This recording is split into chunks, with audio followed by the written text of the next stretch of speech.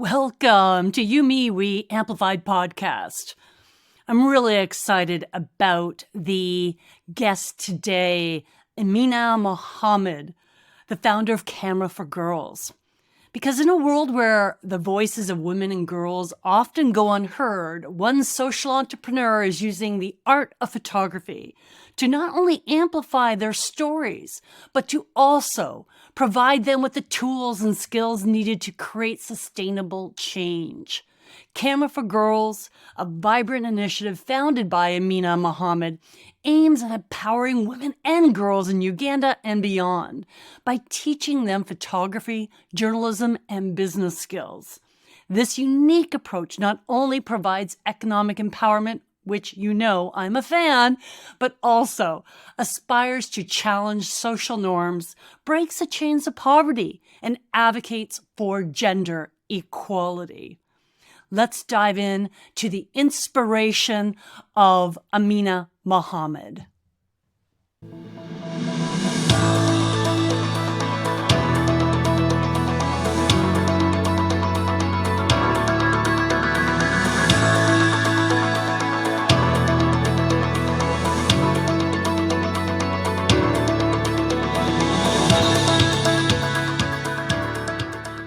Welcome to YouMeWe Amplified Podcast, where we have conversations with she impactpreneurs addressing the United Nations Sustainable Development Goals.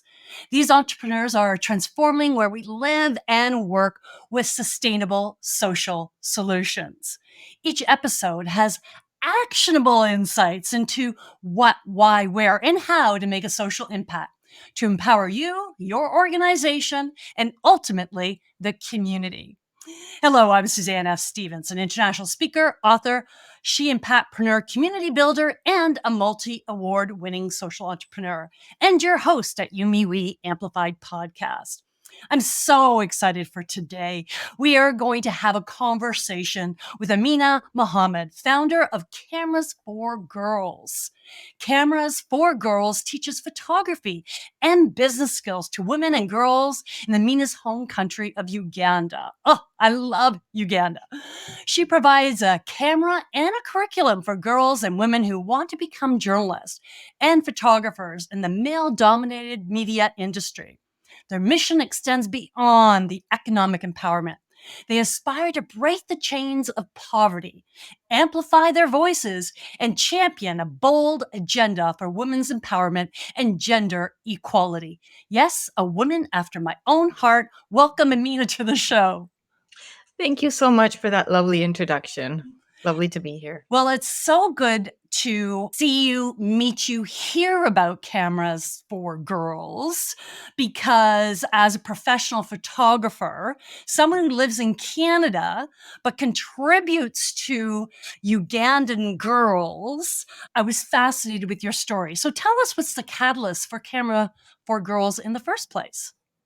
So, my family and I came to Canada as refugees in 1972. I was 3. You can do the math. I grew up very privileged, right? Education is free, opportunities, whatever you want to be in life. You just have to put the hard work in.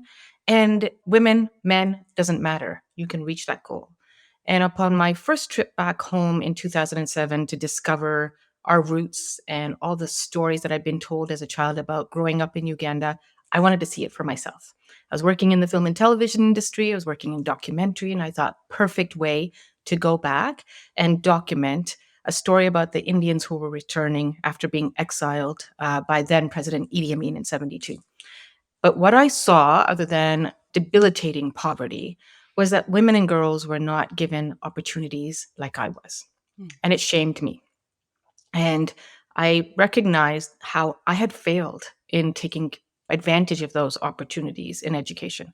I wasn't a good student, mostly because I grew up in a household where I was not really given the choice as a Muslim girl. You can't do this, you can't be this, you can't. And I'm a fighter and I fight back. And I saw young women as young as 14 having gotten married off because their families couldn't afford education. Education in Africa is a privilege, not a right. And thus, if a family has money, they're going to educate their boys over their girls. And that didn't sit well with me. So there was so many things, but I was working in film and television, and I didn't know how to take my love of storytelling and photography and marry it with what I saw. That would come many years later, but that was the impetus. And so I had left film and television, and I went into a completely different industry in financial services, making great money, winning awards, but inside I wasn't happy because I had left the creative part of myself. And I was still in the back of my mind was always like, how do I pay it forward? How do I make a difference? And I didn't want to be like the thousands of NGOs that I had seen in the country that were not necessarily using the money for what they were like raising the money for. That's all I'll say about that. So I woke up in the middle of the night in 2017, and the crux of my career, either I was going to go and become a mortgage broker or I was going to, quit. And literally I sat down to write the exam and I got up and I walked out, and that night I had a dream about starting something in Uganda, which was Cameras for Girls. We've had a short conversation. Of course, I've done some research on you. But your story is so parallel to mine, except I'm not from the continent of Africa. But it's that switch, right? That switch that all of a sudden says, this is not giving me enough meaning in my life. No. And I think life is, we hear it all the time. Life is so short. Life is so short. People quitting really well paying jobs to do extraordinary things in this world. And I'm not at that level, but one day I want to be. That's what I aspire to be, right? I'm at my level where I can be, but every single day I jump out of bed grateful that I get to do what I'm doing. I'm not ever going to be rich doing this. I just took my first little salary after 6 years, very tiny, last like the beginning of this month, but it's not about the money. It has to be about serving a higher purpose. He's talked about it in the intro that gender equality is one of the SDGs. We follow three: no poverty, SDGs, equal opportunities and education, and of course, number 17, partnership for the goals. But when you talk about gender equality, right, we just celebrated International Women's Day. And you saw women and men on both sides of the fence. I was on the pro side because I see that when we put the work in and we make an impact, it moves the needle ever so slightly towards the positive side. When I can see that when we are taking our work that I envisioned in the middle of the night, and I am now serving young women in across Africa, not just Uganda, because we're working in Tanzania and next year in Kenya, but we have an online training platform reaching girls across Africa, that they're able to take something small as a tool like a camera or a phone and tell stories about how they live, tell stories that serve the greater good, the greater population with impact, to tell how they live, how they don't get opportunities for education, how, a dollar here does not go so far, but a dollar in Africa will go very far. So, all of these things, when you empower a girl, you're not just empowering her, you're empowering a whole community. And I think that's what, at the end of the day, is what this work is allowing us to do. Now, there's so many places you went in that, and I'm going to go back to go forward because there's two particular things I think we need to discuss before we even dive much deeper into Camera for Girls. The first was you were in the financial, you received awards, you were doing well, you were getting paid well, and you chose a different platform. So to that point, though, you're still a photographer. You still Yep. make income through photography, as well as another area that we're going to dive into separately, because I think it's a really important conversation. So there is some income there. And I'm saying that particularly for our audience because we don't just tend to interview people in the non-for-profit sector. On the most part, we usually like people that are making an income and yet contributing in whatever way that looks like for them. Mhm. But there is something else you said that I don't think we should ignore, is that some people are pro or against International Women's Day. Mm. What did you mean by that? So when I was looking on LinkedIn at all the posts that were coming through, not Instagram, not Facebook, but LinkedIn, where I predominantly hang out, I was seeing some women state that what's the point of International Women's Day when we can still not break that glass ceiling? When my male boss on the day that I walk in does not even greet me Happy International Women's Day. And I get that. Or the women who have spoken out loud about the abuse that they've received working in the corporate space, both physical and mental. And so for them, International Women's Day is a very different feeling. And I honor that. And I've not dealt with that, but I honor it. But then I also honor the women who have stood before me, giants in their own realm, who carved the path for all of us to follow, that are making headways for women by women. And I'm a big believer that if you are a woman who's rising to the top, don't forget to bring the other women with you.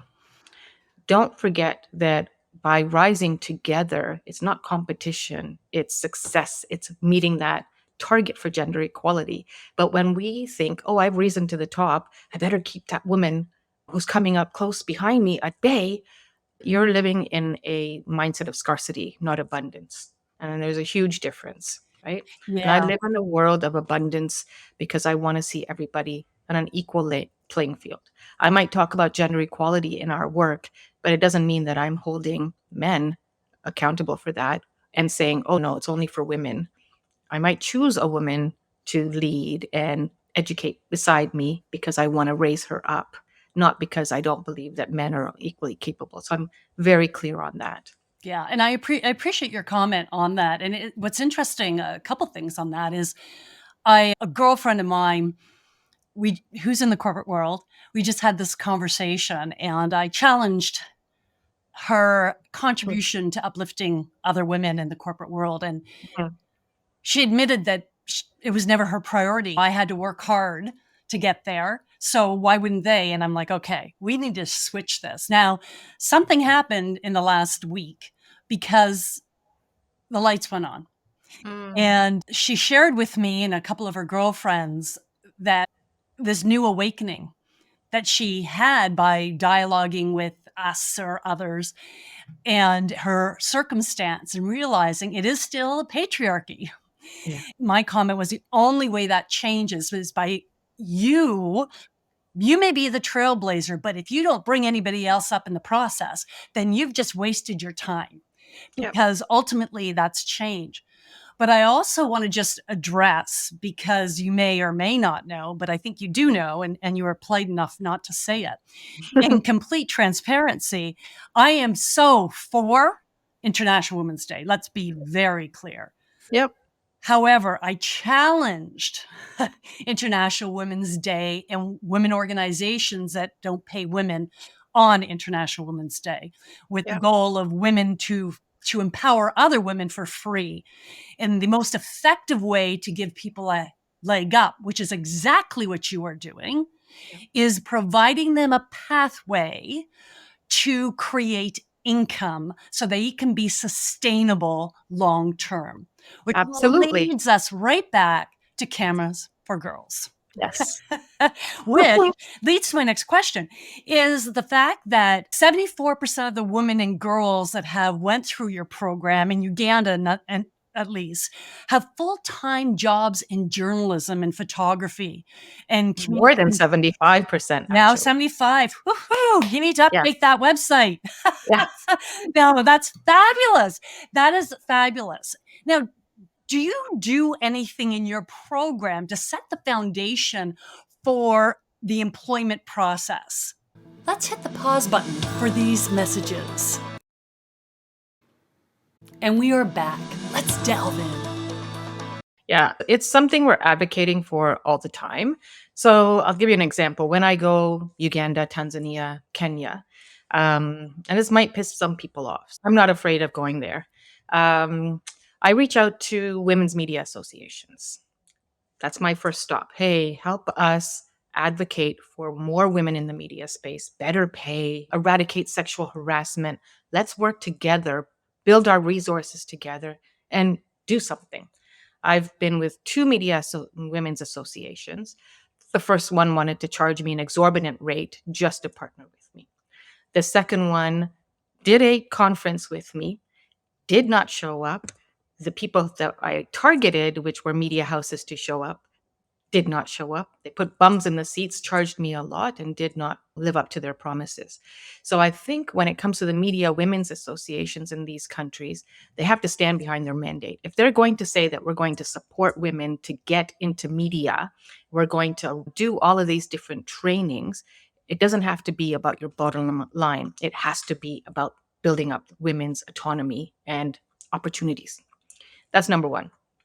Number two, I've had meetings with a couple of media houses to state we're training these girls. They're coming out of predominantly theoretical university programs, which give them no practical skills to go and get the job. So we do the practical training, right? The photography training, the ethical storytelling, building up business skills that they lack in general, such as how do you build a LinkedIn profile and network globally? How do you build a business plan if you want to go into business for yourself? Once you're making money, how do you save some money for a rainy day? All of these things that in general society they would never get. And I look at this as a holistic program, not just about the photography skills. When I was building this program out, I started with the end in mind, which was job creation. And then I built like from there backwards, bottom up approach rather than top down, which brings me back to the media houses. I have spoken to so many media houses, both at conferences, both one-on-one, stating that we are giving them skills-based training to turn them into job-ready candidates. I need you to meet me halfway by giving them internships, opportunities to work for another media house, even if it's for a short term, just to get their foot in the door, paid work, fair paid work, though, not just paid, equal to the men. Because here's the crux of the problem is that a man can walk in, having come from a journalism program, no photography skills, no nothing, and get the job. Women are told, and this is why we started, you need a camera and you need to know how to use it to get paid. And that is where the challenge lies. So by giving them a camera to keep, we cut that gender bias, then teaching them how to use it, like not automatic, but fully manual. And then also building up the other skills like leadership, like all of these other things that they need in life to succeed. That's where we are able to get that 75% and above success rate. But these media houses have to meet us halfway. They cannot keep saying, oh, yeah, women are not skilled. That's BS. They are skilled. That just the barriers have to be broken down. As I'm listening to you, and as we just passed International Women's Day, and we're still, depending which country you're in, International Women's Month. As we're talking about this, we're talking about Uganda. And yet in Canada, we're having the same conversation. You are. So, yep. UK, Canada, it doesn't matter where you are. Media is male dominated. It goes back to all the other areas that we were talking about, as you mentioned in the corporate and I mentioned in the events industry, how women are still not being valued. And yet the propaganda or the mission statement is we want to bring more women up. We often talk about greenwashing. Yeah. Are we women washing? Is there a women washing? Absolutely. Are we women washing? Are we honestly suggesting diversity, equity, and inclusion? And some of my colleagues and friends of multi-cultures were saying, yeah, it was Black History Month. And guess what? They didn't want to pay us then either. So it is fascinating because often I'm pointing out the parallel because it's to different degrees from Uganda to Canada. Yeah, we understand that. That being said, when people often look at developing, emerging, developing countries, if you will, they think they're so much further behind. And one of the things I've been very passionate about is it's degrees. The issues are still the exact same. Absolutely. There's a middle class in Africa now, and people are like, what? No way. They all live poor. I'm like, no, No. look at Canada. Look at the US, right? Middle class and poor. Rich is very small subset. Yeah. It's like we're 2 degrees from any kind of income bracket. It's the same thing in Africa. They're rising up fast, right? But if you look at male versus female, it's males. It's always going to be the males, right? So, yeah, I also struggle. I'll be honest, I struggle every time I put my posts or my blogs or whatever out there every year for International Women's Day, because I look at when I started doing this work 6 years ago. Have we moved the bracket that much? Hell no. It's not a hell yeah, it's a hell no, right? And funny enough, this morning I was listening to a TED talk, and this woman was speaking about how if you're in a meeting and a woman says something, a man is going to say the exact same thing and people will listen to the man, but yet they'll discount what the woman said. But she just exactly said the same thing, but the men will obviously say it better. And she said the only way to break this down is if women start saying for themselves and for others, wait a second, she just said that exact same thing and you discounted her. So what is the difference? We have to be able to speak up for our rights. We have to be able to speak up for other women's rights, be heard. At the end of the day, Cameras for Girls is not just about the ability to learn new skills in photography and storytelling and business. It's about building autonomy and the ability to be heard, voice physically and metaphorically.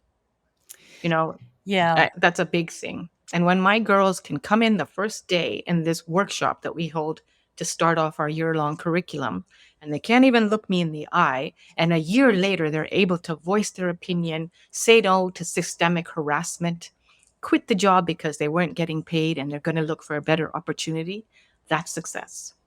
Yeah, absolutely. That's where I'm at in life. I'm not here to please the masses.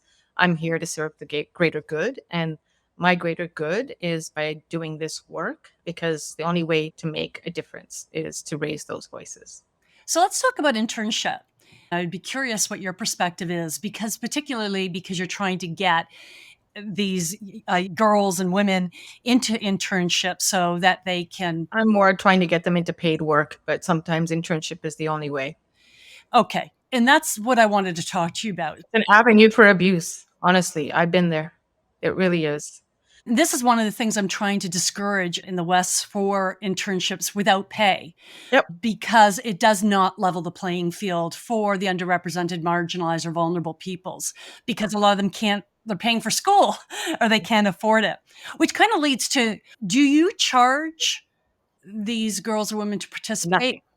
Nothing. Not one dime. We will buy the camera for them.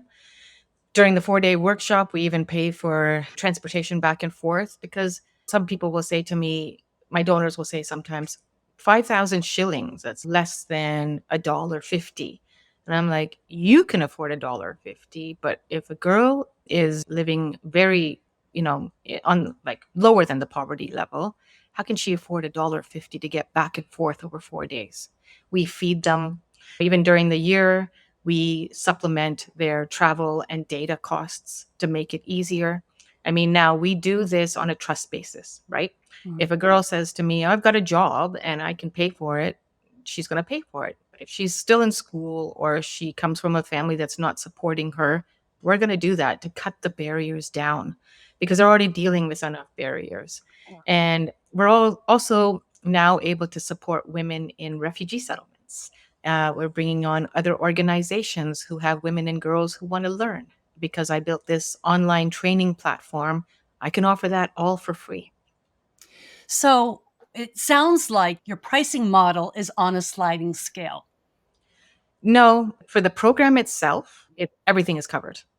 The only thing I would say is on a sliding scale is if there's a new partner or collaborator who comes in and they want to access our training, I will state to them that the girls can come and access, but we don't cover cameras, phones, data, anything for the girls who are not in our core program.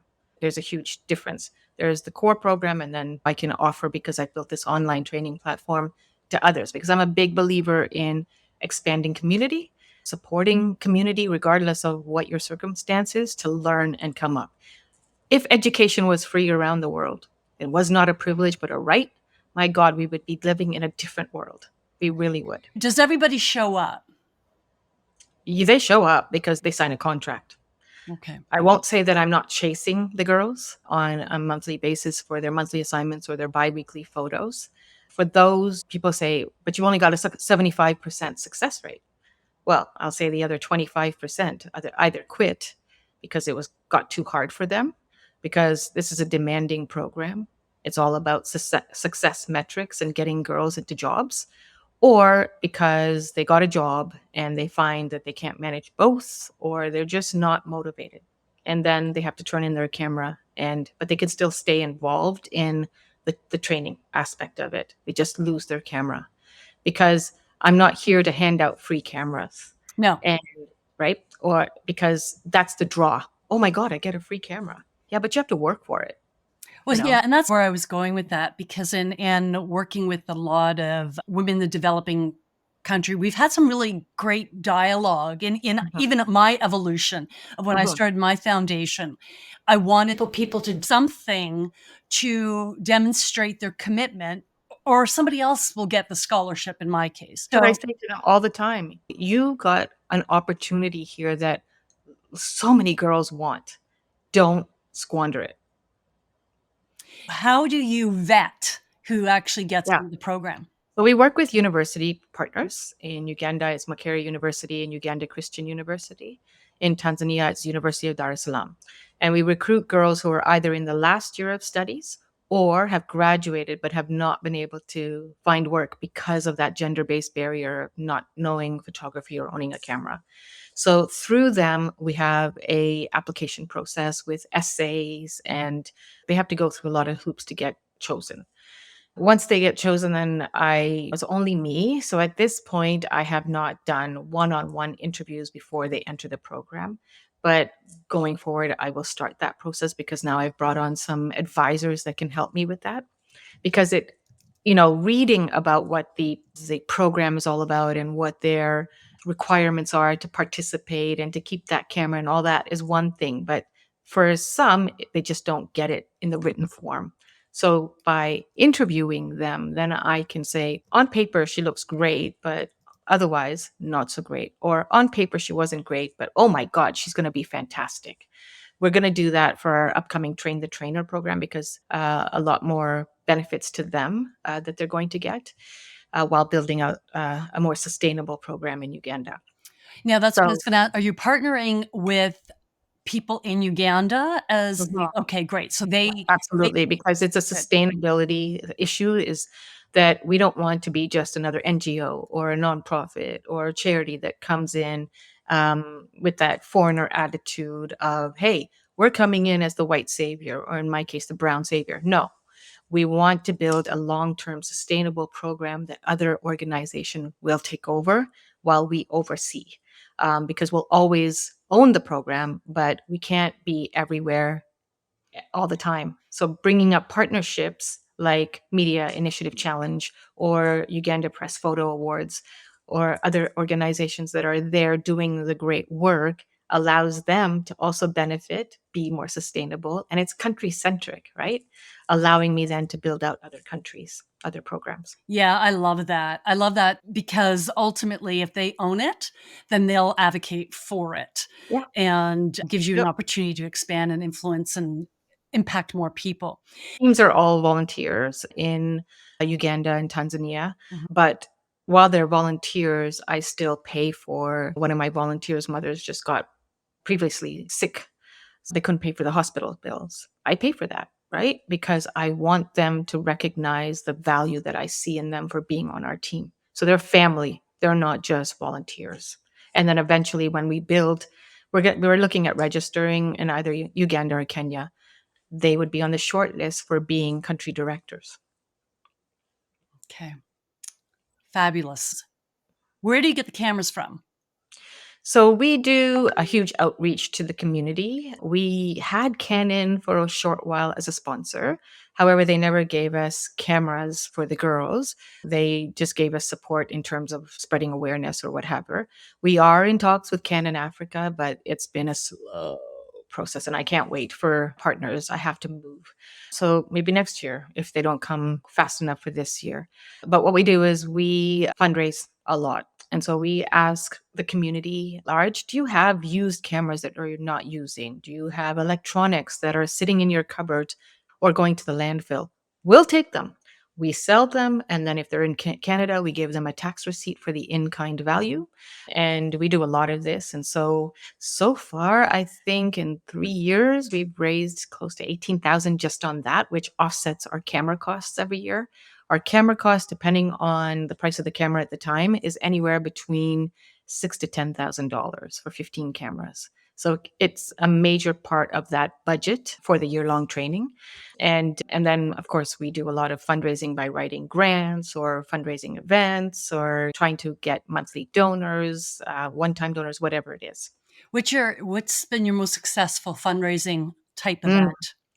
Not last year, but the year before, we did this what is called bean to bar chocolate fundraiser. It was a peer to peer fundraiser. So I chose 10 people and they would compete against each other to raise more than $1,000 by selling a bean to bar chocolate experience. It was during COVID. And sadly, we chose the winning team and then we could not do the tasting because everything shut down. So what we did instead was send everybody the chocolates in the mail, which I'm like, you got to follow through. But we had a goal of 10,000 and we raised close to 13. Yeah. Okay, great. Yeah. So I like to do out of the box things. Okay, fabulous. Good for you. Yeah. Now, is there any expectation of the girls that do take the program, because it is for free, Yep. for them in some way, shape, or form to pay it forward? Absolutely. So we've got some of our girls who are now mentoring other girls, maybe within or without the Cameras for Girls program. So to give you an idea, Patience came through our program in 2019. During COVID, she kept on going to work every single day, not getting paid. And in 2022, when I got back, I was like, what are you doing? Are the men getting paid? And she's like, I think so. I'm like, tomorrow, you're going to sit your butt down. I said it nicely in front of that computer, finish your LinkedIn profile, and I'm going to find you a mentor. So she kicked off our mentorship program. Found her a mentor. They worked together for 6 months. 6 months later, she won Travel Writer of the Year. Now she started her own consulting company, teaching others to write. And I had a girl come through, not the core program, but the online program. And her goal was to become a travel writer. So Patience is now mentoring her. And she just got a job working as a travel writer. And all she had was her phone. And she's doing incredible work. So we encourage our girls who come through, pay it forward. Take another girl under your wings and bring her up. Help her to see the benefits of the program. But our girls also are out there spreading the awareness of the program everywhere they go. They have t-shirts, so they wear those if they go to somebody else's events. And they're all, oh, I'm in Cameras for Girls. And so other girls will write to me and say, oh, I heard from Melanie. She's in the program. I'd really like to enter. I'm like, you're not in the core program, but you can enter our online training program. All you need is your own tools. And if I see that you're doing the work, I'll hook you up with a mentor. So we've done that for some of the girls as well. So this program, and from what I understand, it's pretty involved. Uh-huh. You've got your courses, you're doing fundraising for the cameras. What kind of cameras, by the way? We use the Canon G1X, and I chose that because it is a small enough camera that is like one step lower than a DSLR, digital Yeah. single reflex camera Yeah. that they can put in their purse. But it's great for video. It's great for photography. If it drops, it's not going to break. It's a full metal body. And they're not ready at this stage when they're just learning for a DSLR. But they are also not, they're way too advanced for a small point and shoot. So this is a happy medium. Okay. But for our Train the Trainer program, where we're training 5 girls who are coming out of that cohort of 64 girls who've come through Uganda program, they will be given a DSLR 600D, Canon 600D, with a variable lens. So they will be, upgraded, but also there's going to be a lot more. It's a nuanced programs built so that these girls can do what I do in 6 months.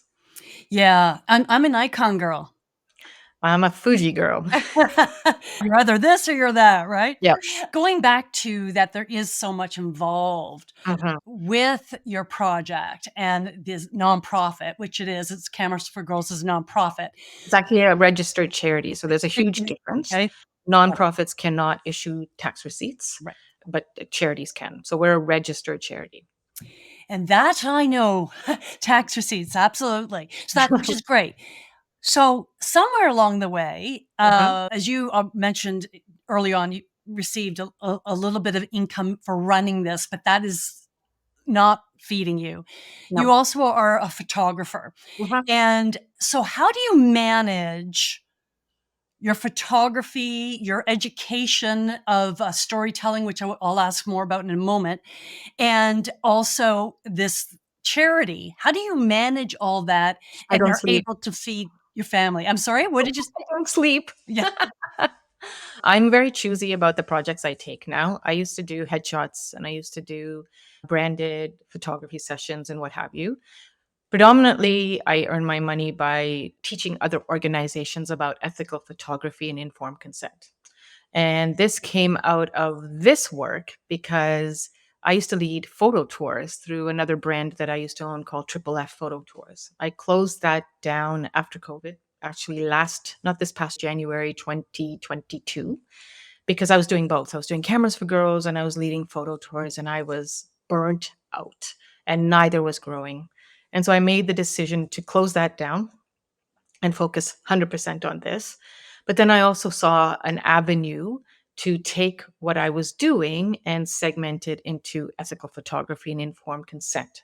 And that basically means that when you're working in a marginalized community, that can be in your backyard with the homeless people, it can be with any community or culture that is outside of your norm, it can be in the developing world. You need to be able to tell story, whether it's written form or the visual form, photography, videography, respecting the culture or the person that you are documenting. You need to take into account their history. You need to take into account what brought them to that point. Get their input. It's not your right to just walk into a community and shotgun it with your camera or your video camera.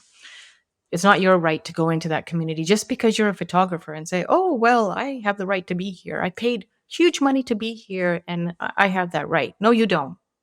And there's a huge shift happening in the not-for-profit space. And when I say not-for-profit space, it's taking into account North American nonprofits, charities. In the US, they call themselves not-for-profits.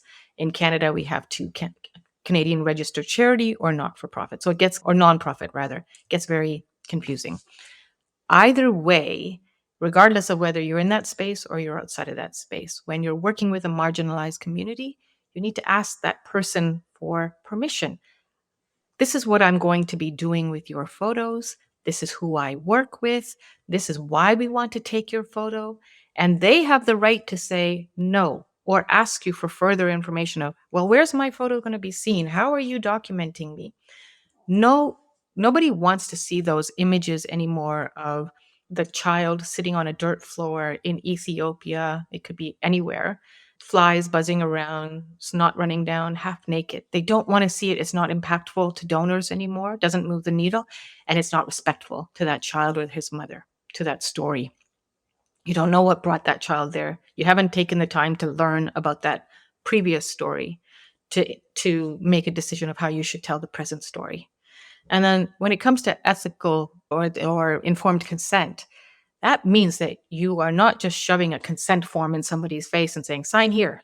It means that you are working with a translator in their language of understanding to explain word by word what they are signing. And they have the right to say no. And if they say no, you thank them with grace and you move on, right? I love that you do this. And you're taking it at a somewhat of a high level, Mhm. and I couldn't agree with everything you're saying. The reality is, even when we go on a trip Yep. to a country and we start taking pictures of little kids, Yep. and or people doing something interesting. It's asking for that consent. When I was in South Africa, a friend of mine who happens to be Black Yep. was taking pictures of Black children. Yes. And he lives in Canada. But Okay. I said to him, could you imagine someone taking a picture of your child? Your child. And just that sort of click, he said, Suzanne, I never even thought about it. I said, Exactly. and that's what we do need to think about. Now, let me be clear. I learned this the hard way. Yeah. Okay. Me too. Years ago, I learned it the hard way. I'm Me not too. don't want to sound that I'm better than, because I'm not, because I've made the mistakes myself. And through making the mistakes, I went, okay, this is not right. Yeah. And I'm so glad to hear that conversation is prevalent and needs to be happening. I'd love to see so much more taking it down to granular level, like just the tourist. Yeah, that's what I used to do on my photo tours Right. is that it would be a huge part of our photo tours. Before we left, we'd have a Zoom call. Funny enough, even if we talked about it on the Zoom call before they came, they're in Africa, they've never been before. They're like, oh my God, it's shiny penny everywhere you look. And they would forget everything you say. So it's your job or your responsibility to educate them on the Yeah. shoot. And so I was traveling with a Canadian lady who wanted to go to Africa for her 60th. That she'd been saving since she was 5. So I said, okay, but these are the things that we cannot take pictures or should not take pictures. Not could not, should not. Some images are seared into your brain because they're so painful to see. We came across a child as we were driving through Kampala, which is the capital city of Uganda, of a child squatting on the ground, defecating, and it was the color of like ochre, mustard, very so dehydrated. And she raised her camera to take a picture, and I put my hand on top of her camera. And she said, "What are you doing?" I said, "Why are you taking that picture?" And she got mad. And I said, "No, before you get mad, you're going to go home and you're going to share this on Instagram. Is it going to change that child's life?" And she said, "No, but I paid to come to Africa." I said, "That's not Africa. That's not the only thing that makes up Africa. So if you're going to sit with me and I'm teaching you photography, you are not going to be taking those pictures." And it took her a couple of days to calm down. And once she did and recognized what I was saying, yeah, it clicked, right? But it takes somebody to educate somebody else about what the practice is. And I'm not just talking about Africa, I'm talking about even in your backyard. You don't just get the right to go around and take pictures of anybody without consent. I love how you just said that, though. Is it going to help them? Like, I think Can I change anything? No. It's that gonna make every you time I hear at yeah. Christmas, there's no Christmas in Africa, and when raising money for, there's that song, raising money for Mm, Ethiopians. Every year that comes around, and the new generations, all they see is everyone starving in Ethiopia. yeah. And that was, when was that, in the 90s, or, when I was in 80s. Yeah. 80s. 80s. Yeah, they Yeah, just did a documentary about it, right? right. Like And when I was in Ethiopia, I've never seen better roads. Now yeah. there's a lot of investment, foreign investment. Let's not go down that road. But more cranes than I've ever seen in my life, and the most incredible people I've ever met, and Mhm. women transforming their communities in ways beyond. Mhm. So that's one of the reasons I want to share these stories so badly. Is there's so many women internationally doing profound things, but they're doing it with a consciousness, Yeah. and that is absolutely essential. Yeah, because even when I go now to on my travels, I still like to carve out time for myself to go and do wildlife photography, right? Mm. Or I'm walking in the streets with my camera, always with my camera. I will point at my camera, especially if they're across a crowded market, and I'll say thank you and walk on, or they'll say right? And I'll go up and show them the photo. And then I'll ask them for their WhatsApp number and I'll send it to them. Same, yeah. Because most people have never seen themselves on camera, right? They've never seen themselves. Last year I got the opportunity, or 2 years ago, I got the opportunity to go to the Maasai. Everybody goes to the Maasai. But what I did was I put my camera in my bag and I asked my guide to teach me the local language of greeting. And because I did that step, the women said, "Why are you here?" And the guide said, "Oh, she's a photographer. She's guiding a tour." And they said, can she take our picture? We've never seen our picture. And I had a long lineup of women, and I took their portraits, and then I had them sent to the guide and printed out, and he sent them because he was Maasai. And then the men asked me to take photos of a male only ritual of a goat slaughter. And it was like phenomenal. But because I had respect, I was invited in. I did not force myself in. So anywhere I go around the world, that is ingrained now. I ask for permission and I elicit conversation and get to know the people as people rather than subjects. And I think that if we did that everywhere we go, it would change face of humanity, right? Of just people getting to know people for, yeah, not because I'm in your country, but because of, hey, you look interesting, or you're wearing something beautiful, or right. Curiosity and respect can carry Yeah, you a long way. it can, right? Because I want that. So why shouldn't they want that? With that, we're going to do our 11 and 10 because I added a question. We're going to do our rapid fire. Okay. All right, let's have some fun. So, what is one thing you wish you knew prior to engaging down this contribution path? How hard it would be to fundraise. What is the worst piece of advice you ever received? You're a girl, you can't do that. What is the best piece of advice you ever received? Just do it. What is one piece of advice you would give to an entrepreneur who wants to have or make a social impact? Figure out your goals first. What makes you tick? What makes you happy? And your skills. And then figure out a way to give it back. Pay it forward. What is one recommendation you would suggest to promote a culture of contribution?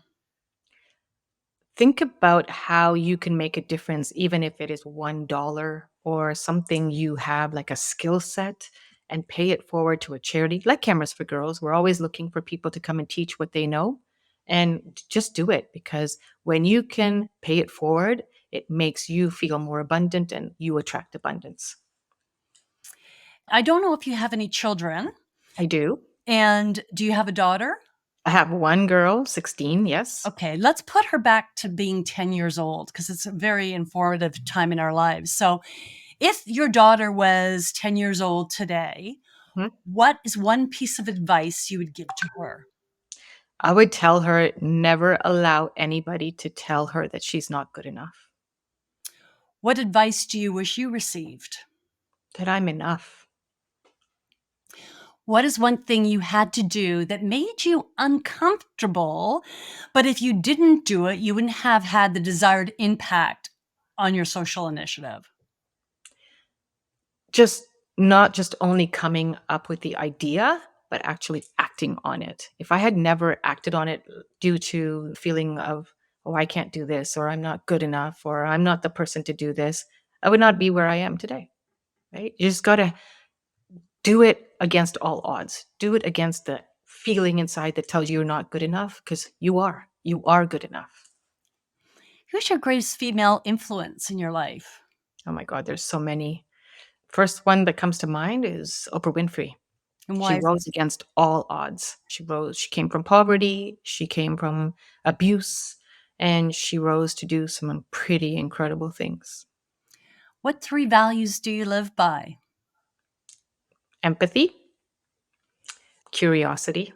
I'm always curious, always asking questions, and love of learning. Besides yours, which beneficiary do you think needs the most investment of time, research, and money? Women. I'm going to say that like loud and proud. Women need your investment, not just your money, but your time, your expertise, your social capital, your ability to spend time with her, empower her, teach her something that she might not know or might not have access to knowing. Great. A book that you would recommend for others to read? Ooh, I love reading. I'm reading Demon Copperhead right now by Barbara Kingsolver. Phenomenal book. Sad book, but really well written. Okay. And where can people reach you? Easy through our website at www.camerasforgirls.org, or Amina, Amina, at camerasforgirls.org. CAMERASFORGIRLS.org, or on Instagram or LinkedIn or anywhere else. And of course, we'll have your website on your exclusive page on the Awesome. podcast.youmewe.ca site, as well as your bio and the transcript, the video, and of course, the audio as well. So, do you have any words of wisdom for our audience regarding making a conscious contribution to society? Yeah, if you are sitting in a power privilege position and you're looking for, and you've got a business or you're self employed, look at how you can take your skill set or what you do and build social enterprise around that. It doesn't matter. There's so many people out there who can benefit from what you know or what you do or how you do it. Teach them, give it to them, or build a program on the side to build that social impact by every time you make a profit, maybe you put 10% into this bucket that will go to that social side of yourself. Thank you, Amina, for sharing your insight, inspiration, and social impact with us today. It was great to have you. Thank you so much for the opportunity. This was phenomenal. Well, thanks for saying that. And to discover more podcasts with She Impactpreneurs transforming where we live and work with sustainable social solutions, visit podcast@youmewe.ca. Until next time, I'm Suzanne F. Stevens, and I encourage you to make your contribution count for you, me, we.